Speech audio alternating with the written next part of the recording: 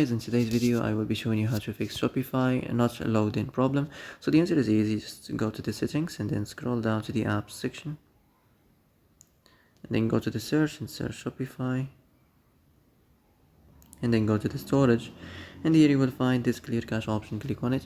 Now you can go check it if it worked, and if it didn't you can try to restart your phone or turn the Wi-Fi off and on, or the Bluetooth or the airplane mode.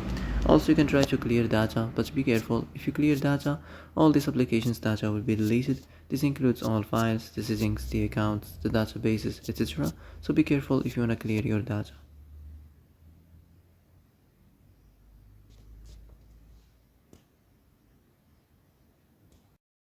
And that's it for today's video. I hope this is the answer you've been looking for. If you like this video, don't forget to like and subscribe, and see you in the next video. Thanks for watching.